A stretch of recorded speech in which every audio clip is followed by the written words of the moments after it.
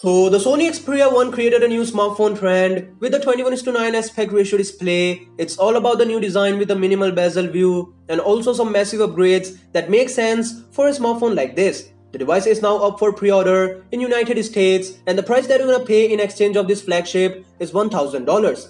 I know that Sony has pushed those numbers to some really expensive mark, but again, this smartphone has that particular fan base and also it comes with some really good features which make this deal appreciable. Now coming to the main highlight of this video, Sony is planning to launch a slightly lower version of Xperia 1 that would be called Sony Xperia 4. The information belongs to Sumo Info and yeah, it's the same source that previously confirmed one of the best features of Xperia 1, that is the triple rear camera setup. However, the report do created a big confusion in megapixel count, but in either way, the Xperia 4 is now a part of rumor mill and according to the information, it will have the same 21:9 aspect ratio display which will be 5.7 inch tall and is said to boast full HD plus resolution. The headphone jack is not there and the best way to describe this phone is the new Snapdragon 710 chipset with 4 gigs of RAM and 64 gigs of internal storage.